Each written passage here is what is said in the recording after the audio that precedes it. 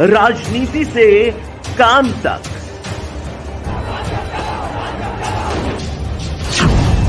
अपराध से अंजाम तक, खेत से खलिहान तक, खिलाड़ी से मैदान तक, की धमाकेदार रात, सितारों से आसमान तक, अब हर खबर पर होगी हमारी नजर। पल पल बदलती देश और दुनिया की हर खबर पाइए सीधा अपने मोबाइल पर।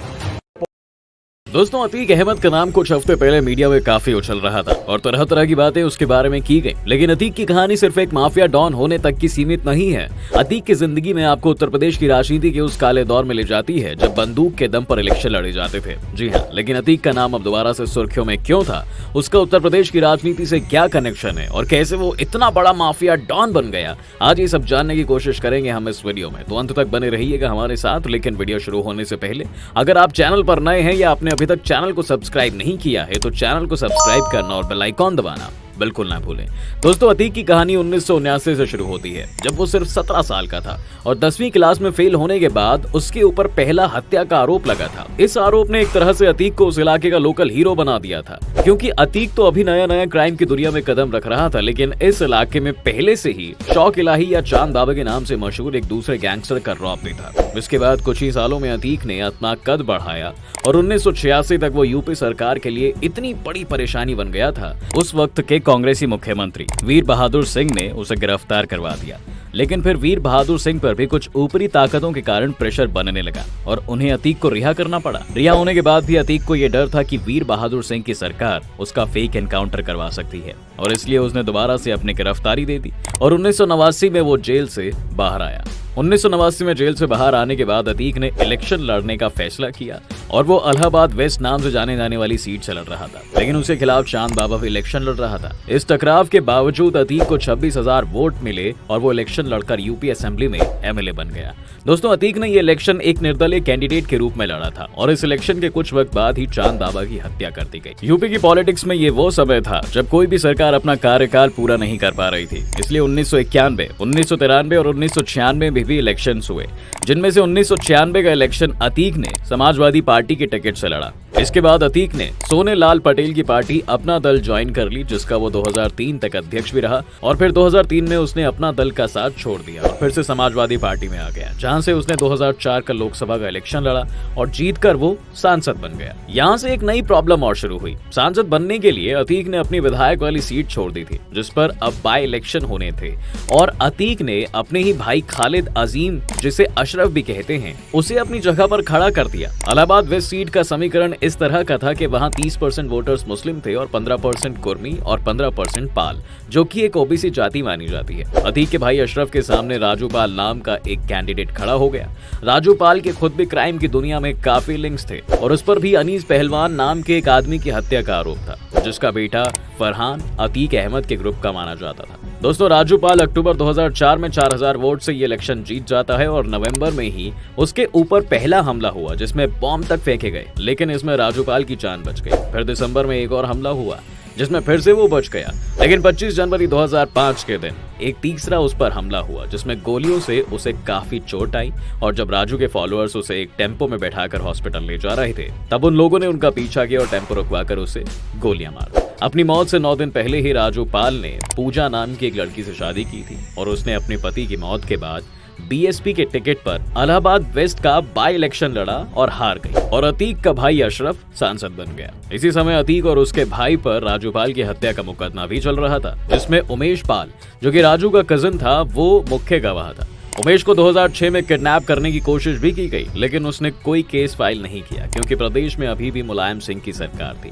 2007 में यूपी के लोग समाजवादी पार्टी से तंग आ चुके थे। इस इलेक्शन में बीएसपी ने सरकार बनाई, साथ ही पूजा पाल ने इलाहाबाद वेस्ट से इलेक्शन जीता। इसी समय उमेश ने भी किडनैपिंग का केस पुलिस में दर्ज करवा दिया। 2008 में अतीक को समाजवादी पार्टी से बाहर कर दिया गया था और इसी दौरान दिल्ली पुलिस ने उसे पीतमपुरा से गिरफ्तार भी कर लिया। 2009 में उसने अपना दल के टिकट पर फिर लोकसभा का इलेक्शन लड़ा और इस बार उसने प्रतापगढ़ सीट पर अपना जोर आजमाया, लेकिन उसे सफलता हासिल नहीं हुई। फिर 2012 में उसने जेल से ही दोबारा इलाहाबाद वेस्ट से इलेक्शन लड़ना चाहा और कैंपेनिंग के लिए बेल भी मांगी। अतीक का खौफ इतना था कि 10 जजेस ने उसका केस सुनने से ही इनकार कर दिया और फिर 11वें जज ने उसे बेल दे दी। ये चुनाव भी पूजा पाल से वो हार गया। फिलहाल 2016 में मुलायम सिंह यादव उसे दोबारा समाज पार्टी में ले आए, जिसे लेकर मुलायम और अखिलेश के बीच में काफी झगड़ा भी हुआ, लेकिन अतीक को कानपुर कैंट से पार्टी का टिकट मिल गया। जी हाँ, इस इलेक्शन कैंपेन के दौरान इंटरनेट पर एक वीडियो वायरल होता है जिसमें अतीक को सैम हिगिनबॉथम यूनिवर्सिटी ऑफ एग्रीकल्चर के फैकल्टी मेंबर्स को पीटते हुए देखा जा सकता था। फरवरी 2017 में कोर्ट के ऑर्डर्स पर इलाहाबाद के एसपी ने उसे गिरफ्तार भी कर लिया और 14 दिन के रिमांड पर भेज दिया गया। इस वक्त अखिलेश को मौका मिल गया था और उन्होंने उसे पार्टी से बाहर निकाल दिया। इसके बाद 2018 में मोहित जायसवाल नाम के एक व्यापारी ने मीडिया को बताया कि उसे अतीक के गैंग मेंबर्स पैसा देने के लिए फोर्स कर रहे थे और जब उसने पैसा नहीं दिया तो उसे किडनैप करके देवरिया जेल में ले जाया गया, जहां पर अतीक बंद था। यहाँ पर अतीक और उसके गैंग मेंबर्स समेत जेल में तैनात कुछ गार्ड्स ने भी मोहित को पीटा। इस खबर के सामने आने के बाद दोस्तों कोर्ट ने अतीक को दूसरी जेल में शिफ्ट करने के ऑर्डर दिए और सरकार ने भी जेल में तैनात उन गार्ड्स के खिलाफ कार्रवाई शुरू कर दी। अतीक को पहले बरेली के जेल में शिफ्ट किया गया था, लेकिन फिर जब बरेली के जेल प्रशासन ने कहा कि वो उसे नहीं रख सकते तो उसे प्रयागराज सेंट्रल जेल में शिफ्ट कर दिया गया और फिर जून 2019 में उसे आखिरकार अहमदाबाद की साबरमती जेल में रखने का प्रबंध किया गया। लेकिन यहाँ रहकर भी अतीक का रसूख अभी कम नहीं हुआ था और राजू पाल के केस का मुख्य गवाह उमेश पाल अभी जिंदा था। फिलहाल 24 फरवरी 2023 के दिन उसकी हत्या हो जाती है और इल्जाम अतीक पर लगता है और इसी मामले में यूपी पुलिस उसे साबरमती जेल से प्रयागराज लेकर आई थी। जी हाँ, मार्च में अतीक के ऊपर जो उमेश पाल की किडनैपिंग का केस चल रहा था उसने उसे दोषी करार दे दिया है, लेकिन उमेश और राजू पाल की हत्या के मामले अभी भी कोर्ट में चल रहे हैं। पर इस बीच काफी कुछ बदल चुका है और जैसे कि हमने कहा था कि अतीक की जिंदगी एक गैंगस्टर की जिंदगी भर नहीं है बल्कि यूपी पॉलिटिक्स की एक केस स्टडी है, तो उसका एक नमूना ये भी देखिए। जिस समाजवादी पार्टी से अतीक लोकसभा का चुनाव जीता था, उसी पार्टी के टिकट पर राजू पाल की पत्नी पूजा पाल ने 2017 का असेंबली इलेक्शन लड़ा और वो जीत भी गई थी। इसके उलट अतीक अहमद की पत्नी शाहिस्ता परवीन, जो कि उमेश पाल की हत्या समेत कई मुकदमों में अभी नामांकित हैं, उसने बीएसपी ज्वाइन कर ली है, जिसके टिकट पर पहले राजू पाल और बाद में पूजा पाल ने इलेक्शन लड़ा और जीता भी था। और जिस अपना दल का अतीक अध्यक्ष रहा था, आज वो एनडीए गठबंधन का हिस्सा भी है। वैसे दोस्तों, अतीक की कहानी का अगला मोड़ क्या है ये अब कोर्ट ही डिसाइड करेगी, लेकिन जाते जाते उस सीट का किस्सा भी सुनते जाइए जिस पर 2004 पर जीतकर अतीक संसद में पहुंचा था। ये सीट फूलपुर की थी, जो कि प्रयागराज के करीब है और देश के पहले 3 चुनावों में यानी कि 1952, 1957 और 1962 में इस सीट पर से खुद पंडित नेहरू चुनाव जीत कर आए थे। उनके गुजरने के बाद इस सीट पर उनकी बहन विजय लक्ष्मी पंडित ने चुनाव जीता और 1968 में जब इंदिरा गांधी ने कांग्रेस तोड़ी तो उन्होंने इस सीट से रिजाइन कर दिया था। इस सीट को 1969 में जनेश्वर मिश्र ने जीता, जो कि बहुत बड़े सोशलिस्ट लीडर माने जाते हैं। और इतना ही नहीं, वीपी सिंह भी इस सीट से चुनाव लड़कर सांसद में पहुंचे थे। इस सीट पर यूपी के पूर्व मुख्यमंत्री हेमवती नंदन बहुगुणा की पत्नी कमला बहुगुणा और यूपी के डिप्यूटी सीएम रह चुके केशव प्रसाद मौर्य भी चुनाव जीत चुके हैं। मुलायम सिंह ने अतीक अहमद को इसी कांग्रेस सीट पर चुनाव लड़ने के लिए 2004 में कहा था, यानी कि इस सीट ने देश को नेहरू और वीपी सिंह के रूप में 2 प्रधानमंत्री, 1 डिप्यूटी सीएम और कम से कम 1 गैंगस्टर जरूर दिया है। तो दोस्तों, ये थी अतीक और अतीक के साथ साथ यूपी की राजनीति की कहानी, जिसमें कई मोड़ हैं। क्या वहां की राजनीति अब बदली है या अभी भी ऐसी है? अगर आप यूपी से हैं तो कमेंट्स में हमें अपनी राय जरूर बताइएगा। उम्मीद है कि आपको आज की इस वीडियो में काफी कुछ नया मिला होगा। अगर आपको ये वीडियो पसंद आया है तो वीडियो को लाइक करें और अगर आप इस चैनल पर नए हैं तो जाने से पहले चैनल को सब्सक्राइब।